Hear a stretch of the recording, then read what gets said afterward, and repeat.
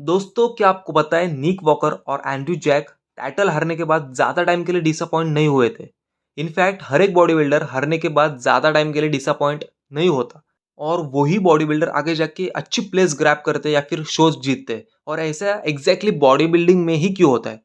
Because body building कोई एक specific rule पे नहीं चलती। जस्ट एग्जाम्पल की ओलंपिक में एक स्पोर्ट है रनिंग का, जिसमें जो एथलीट सबसे कम टाइम में लाइन क्रॉस करता है, सबसे कम टाइम में डिस्टेंस कवर करता है, वो चैंपियन बनता है। और वो चीज टीवी पे कैमरे पे रिकॉर्ड होती है, राइट? बट बॉडी बिल्डिंग में तो कोई ऐसा स्पेसिफिक रूल नहीं है, कंडीशन नहीं है जो कि बॉडी बिल्डर को फुलफिल करनी होगी। बट इट्स ऑल अबाउट जजेस माइंडसेट, जजेस प्रेफरेंस। 2023 अर्नोल्ड क्लासिक में जजेस का प्रेफरेंस 100% क्लियर था कि उनको एक 3D मस्कुलर फिजिक चाहिए थी, एक डिसेंट कंडीशन चाहिए थी, और साथ ही साथ उनको एक अच्छा पोजिंग रूटीन चाहिए था, जो कि उनको सैमसन दोदा के पास से मिला। बट अगर जजेस का माइंडसेट उस दिन भी होता कि उनको श्रेडेड कंडीशन की तरफ जाना है, तो निक वॉकर से बेहतर चॉइस उनके लिए कोई भी नहीं थी। अगर उनका प्रेफरेंस ये रहता कि उनको एस्थेटिक लुक, एक कंप्लीट पैकेज कह सकते हो, या फिर एक स्वीट और एक charming posing routine, then definitely वो एंड्रयू जैक की तरफ जाते थे। सो इट्स ऑल अबाउट जजेस प्रेफरेंस। उस दिन सैमसन लकी थे बिकॉज जजेस को उनकी फिजिक पसंद आ गई। अगर जजेस को निक की फिजिक पसंद आ गई होती देन निक लकी हो सकते थे। But at the same time Nick Walker और एंड्रयू जैक दोनों को पता है कि उन्होंने अपना बेस्ट दिया था, और उन दोनों ने भी उतनी ही मेहनत करी होगी जितनी सैमसंग दोदा ने करी है। हो सकता है इन दोनों ने ज्यादा करी हो, कुछ भी हो सकता है। बट उनको पता है कि अगर निक वॉकर थोड़ा सा फुलनेस ऐड करके आएंगे ओलंपिया में, देन जजेस फिर से उनको अपर पोजीशन पे रखेंगे। हो सकता है सैमसंग दोदा से भी वो फिर से अपर पोजीशन ग्रैब कर लेंगे। और हो सकता है अगर एंड्रयू जैक अपने ग्लूट्स हैमस्ट्रिंग में फाइबर्स ऐड करते, कंडीशन ऐड करते, ओवरऑल अपर बॉडी पे मास ऐड करते हैं, देन डेफिनेटली वो भी सैमसंग दोदा के आगे जा सकते हैं, या फिर वो निक वॉकर के आगे जा सकते हैं। तो कुछ भी हो सकता है बॉडी बिल्डिंग में, तो कोई भी नहीं कह सकता कि उस दिन निक बेस्ट नहीं थे या फिर एंड्रयू जैक बेस्ट नहीं थे। बट दोस्तों मुझे लगता है कि फुलनेस की अगर बात करूं, देन निक वॉकर इन दोनों से पीछे चल रहे थे। तो अगर फुलनेस की बात हो रही, देन फुलनेस के मामले में Samson Dauda versus Andrew Jacked comparison definitely बनता है। गाइस प्री जजिंग में एंड्रयू जैक काफी ज्यादा शार्प थे, काफी फुलर थे, काफी टाइट थे अगर कंपेयर करें सैमसंग दोदा से। बट सैमसंग दोदा ने फाइनल्स में आके गेम ही बदल डाला। वो काफी शार्प हो गए, पिल्ड हो गए, और टाइट भी हो गए। और अगर बात करूं मैं फ्रंट डबल बाइसेप की, देन दोनों बॉडी बिल्डर अलग अलग स्टाइल से पोज करते हैं। एंड्रयू जैक है वो थोड़ा सा टिल्ट होके पोज को हिट करते हैं, और दोनों बॉडी बिल्डर्स के पोज को मैं आई इल्यूजन पोज कहूंगा। बिकॉज जो एंड्रयू जैक है वो थोड़ा सा टिल्ट होके पोज करते हैं, उनका मिड सेक्शन उसकी वजह से काफी क्रिस्पी लगता है। लेफ्ट वाला लैट काफी बड़ा लगता है, बाइसेप्स पिकी लगते हैं, और जो उनके लेग्स है उसमें सेपरेशन अच्छा लगता है। ओवरऑल वो क्लासिक तरीके से इल्यूजन जजेस पे डालते हैं और इल्यूजन क्रिएट होता है वो अपने आप। अगर सैमसंग दोदा की बात करूं, देन ये फोटो देख के काफी सारे लोगों को लगेगा कि ये फोटोशॉप है, जिन लोगों को बॉडी बिल्डर्स को देखने की आदत नहीं है।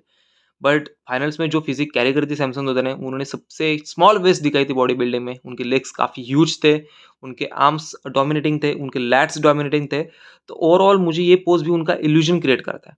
बट अगर दोनों पोज में हम कंपेयर करें, देन दोस्तों जो सैमसंग दोदा की पोज है वो सीधा रह के पोज को हिट करते हैं। इसकी वजह से ओवरऑल बॉडी का बैलेंस बना रहता है, राइट? और यही चीज जेरिस को अट्रैक्ट कर गई। उनके लेग्स देखो कितनी ह्यूज है, और ह्यूज होने के बाद भी लेग्स में उतना ही सेपरेशन दिखता है। लैट्स काफी अच्छे लगते हैं, वी टेपर काफी अच्छा आता है। तो मुझे लगता है कि इस पोज में नो कंपैरिजन, सैमसंग दा इज क्लियर कट विनर। तो चलो दोस्तों, साथ ही साथ में आप लोगों को गुड न्यूज दे ही देता हूँ। तो दोस्तों जैसे कि आप सभी लोगों ने वे प्रोटीन खरीदा होगा किसी डीलर से या फिर ऑनलाइन वेबसाइट से, तो कभी आपको 2 kg वे प्रोटीन 3300 रुपीज में मिला है? यस गाइस, 2 किलो का वे प्रोटीन अगर आपको 3300 रुपये में मिला होगा, देन आप मुझे कमेंट्स में डेफिनेटली बताना। तो जैसे कि मेरे जैसे बहुत सारे लोग चाहते हैं अच्छी बॉडी बनाना, एथलेटिक बॉडी बनाना, ट्रांसफॉर्मेशन करना विथ इंटरनेशनल कंटेंट्स, और वो भी हम चाहते हैं एक अफोर्डेबल सबसे कम प्राइस में। तो आप सारे लोगों के फाइनेंशियल इश्यूज और आपकी फिटनेस गोल्स को मद्देनजर रखते हुए ट्रांसफॉर्मियम न्यूट्रिशन ने बनाई है एक ऐसी प्राइड सीरीज या फिर कह लो स्टूडेंट सीरीज, जिसमें आपको मिलेंगे सारे वो इंटरनेशनल कंटेंट्स। 80% फॉर्मुलेशन आपको इंडियन नहीं मिलेंगे, आपको इंटरनेशनल मिलेंगे, जो कि आपके ट्रांसफॉर्मेशन के लिए आपको हेल्प करेंगे। तो जैसे ही सीरीज लॉन्च होती है, मैं उस दिन वीडियो बनाऊंगा, उस दिन पोस्ट भी डालूंगा। जिसको ऑर्डर करना है डेफिनेटली आप ऑर्डर कर सकते हो with my coupon code for extra discount. तो ये सीरीज आप लोगों के लिए अवेलेबल हो जाएगी। So guys stay tune for the news, and just आप बताना कि आपको क्या डाउट्स है, कमेंट सेक्शन में मुझे पूछ सकते हो। चलो अब बात करते हैं फ्रंट लैट स्प्रेड की, और सबसे मेजर डिफरेंस जो नजर आता है वो आता है मसल मास में। यस, एंड्रू जैक के अपर बॉडी में काफी कम मसल मास है अगर कंपेयर करें सैमसन दोदा की फिजिक्स से। बट वही सैमसन दोदा की अपर बॉडी सॉफ्ट लग रही है, वही एंड्रू जैक की अपर बॉडी काफी क्रिस्पी एंड टाइट लग रही है। बट साथ ही साथ मुझे लगता है कि चेस्ट और शोल्डर में और भी थोड़ा मास ऐड करने की जरूरत है। बाकी लोअर बॉडी दोनों की लगभग मुझे सेम लग रही है। सैमसन दोदा की लोअर बॉडी में काफी ज्यादा मसल मास है।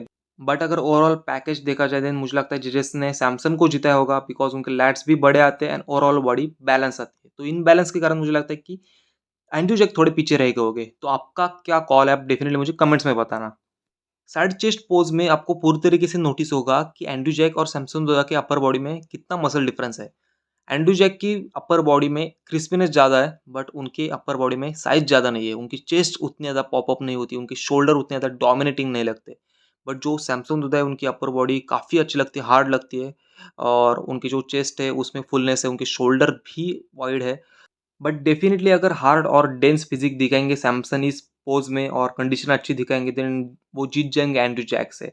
बट आने वाले टाइम में एंड्रयू जैक इंप्रूव जरूर करेंगे guys, mark my words, because he is fully motivated and dedicated to body building. अगला पोज आता है दोस्तों बैक डबल बाइसेप का। फर्स्ट ऑफ ऑल दोस्तों, जितनी सैमसंग दोदा की वेस्ट मुझे इल्यूजन क्रिएट करती है, उतनी ही एंड्रयू जैक के लेग्स मुझे इल्यूजन क्रिएट करवाते हैं पीछे से। उनके लेग्स इतनी ह्यूज लगते हैं, आप देख सकते हो। But just because of fibre और उनके लेग्स में हैमस्ट्रिंग में उतना ज़्यादा श्रेडेड कंडीशन ना होने के कारण उनकी ये पोज ओवरऑल एक बेस्ट पोज नहीं बन पाती। बट अगर बात करूँ ओनली बैक की, देन दोनों की बैक अच्छी है, दोनों के बैक में थिकनेस है, जस्ट दोनों के बैक में विड्थ लैक करती है। तो डेफिनेटली दोनों ही बॉडी बिल्डर आने वाले टाइम में इंप्रूवमेंट करेंगे। बट अगर बात करूँ मैं दोस्तों लोअर बॉडी की, देन जो सैमसंग होता है वो अपने हैमस्ट्रिंग में shredded to bone condition show करते हैं। इतनी श्रेडेड कि उनके हैमस्ट्रिंग में अभी फाइबर्स दिखने चालू हो गए, सेपरेटेड मसल्स दिखने चालू हो गए। बट ग्लूट्स उनके फिर भी उतने ज़्यादा हार्ड नहीं आते। बट अगर बात करूँ एंड्रयू जैक के, दिन उनके हैमस्ट्रिंग में काफ़ी ज़्यादा मसल मास है, काफ़ी पोर्शन है उनके लेग्स में अगर बात करूँ जेनेटिकली तो।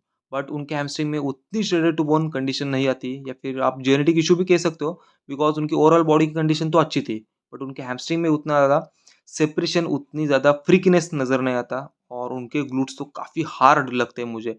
बट जस्ट ग्लूट्स में भी अभी उनके फाइबर स्ट्राइएशंस दिखना बाकी है। सो लेट्स सी टाइम के अकॉर्डिंग मसल मैच्योरिटी जितनी आएँगी, उतने वो अच्छे से शो कर पाएँगे। तो इस पोज़ में मुझे लगता है कि ज़्यादातर जजेस ने सैमसन को ही जिताया होगा। बट एब्स एंड थाइज़ में पर्सनली एंड्रयू जैक के पास जाऊँगा, बिकॉज़ उनके ओवरऑल फिज़िक में क्रिस्पीनेस ज़्यादा है, सेपरेशन ज़्यादा है। बट वही उनके लैट्स छोटे आते हैं इस पोज़ में, और जो सैमसन होता है वो एग्रेसिव तरीके से पोज़ को हिट करते हैं। उनके भी ऑब्लिक्स काफ़ी अच्छे लगते हैं इस पोज़ में, बट मुझे काफ़ी अच्छे लगते हैं और बिल्कुल स्टेडी रह के पोज़ को हिट करते हैं लेग्स में, ओवरऑल साइज़ डोमिनेशन करते हैं। तो मैं पर्सनली एंड्रयू जैक की तरफ जाऊँगा। आपको कौन-सा बेस्ट लगता है? आप डेफ़िनेटली मुझे कमेंट्स में बता सकते हो। और दोस्तों आपको पता है एंड्रयू जैक टाइटल कहाँ पे हारे? ये वाले पोज़ में, बिकॉज़ ये वाले पोज़ में सैमसन दोदो ने सारे बॉडी बिल्डर्स को पछाड़ के रखा था, डोमिनेट करा था, और ऑल फिजिक में उन्होंने डेंसिटी दिखाई थी, टाइटनेस दिखाया था, पिल्ड कंडीशन दिखाई थी, एग्रेसिव तरीके से पोज़ को हिट कर रहे थे, लेग्स में सेपरेशन है, काफ्स नज़र आ रहे, फोरआर्म्स तक उन्होंने टाइट करके रखे हैं, उनकी अपर चेस्ट भी इसमें काफ़ी ज़्यादा सेपरेटेड लग रही है। तो दोस्तों यही निशानी होती है एक मोस्ट मस्कुलर पोज़ की, जो कि फिलित के बाद मुझे किसी एथलीट की पसंद आ गई हो। तो मुझे एंड्रयू जैक इस पोज़ में भी पसंद आते हैं, बट उतने ज़्यादा पसंद नहीं आते, उतना ज़्यादा उनके अपर बॉडी में मास दिखाई नहीं देता जितना सैमसन दोदा के फिजिक में नज़र आता है। बट डेफिनेटली लेग्स में एंड्रयू जैक काफ़ी बेहतर है, और मुझे लगता है कि आने वाले टाइम में वो अगर लेग्स में थोड़ा बहुत मसल मास एंड अपने हैमस्ट्रिंग एंड ग्लूट्स में फाइबर्स ऐड करते हैं, मतलब कंडीशन ऐड करते हैं, देन डेफिनेटली दोस्तों वो एक नेक्स्ट लेवल बन जाएंगे। मिड सेक्शन उनका क्रिस्पी है ही, अपर बॉडी में ओवरऑल उनके जो पिल्ड कंडीशन आती है, वो पेपर स्किन आती है, वो काफ़ी अच्छी लगती है, चेस्ट में स्ट्राइशंस दिखते हैं। बट ये वाले पोज में no doubt Samson Dauda is clear cut winner. और ऐसे ही बहुत सारे पोजेस होते हैं जिसके ऊपर जजेस जज करते हैं बॉडी बिल्डर को, और उसके बाद अपना डिसीजन रिवील करते हैं, और जो चैंपियन बनता है वो एक बेस्ट बॉडी बिल्डर कहलाता है। बट मुझे लगता है कि सारे ही बेस्ट होते हैं, बिकॉज सारे अपनी मेहनत करते हैं। जस्ट जजेस को एंड्रयू जैक की फिजिक पसंद नहीं आई, इसका मतलब ये नहीं है कि एंड्रयू जैक बेहतर नहीं थे। बट डेफिनेटली उनके बॉडी में वीक पॉइंट ज़्यादा है सैमसन दोदा से, जिनके ऊपर उनको काम करना पड़ेगा। बट बेस्ट थिंग ये है कि वो वीक पॉइंट्स है, बट वो जेनेटिकली प्रेजेंट है, तो उसको अगर वो और भी ज़्यादा मसल मास ऐड करते हैं, देन डेफिनेटली आने वाला टाइम, आने वाला फ्यूचर एंड्रयू जैक के लिए काफ़ी ब्राइटर हो सकता है। तो दोस्तों ये मेरी तरफ से कंपैरिजन था और यही मैं शो करना चाहता था कि जेट्स ने सैमसन को क्यों जिताया था, सैमसन को क्यों प्रायोरिटी दी थी ओवर एंड्रयू जैक। तो आप लोगों का कुछ डाउट होगा या फिर आप लोगों का कुछ ओपिनियन होगा, आप मुझे कमेंट्स में डेफिनेटली बता सकते हो। कोई एडवाइस होगा वो भी आप मुझे बता सकते हो। तो जैसी सीरीज लॉन्च होती है मैं आप लोगों के लिए अनाउंस कर दूंगा। So guys thank you so much for watching it. Next video कौन से टॉपिक पे चाहिए वो भी मुझे बताना। Thank you so much, stay tune for the next, see you soon, love you all.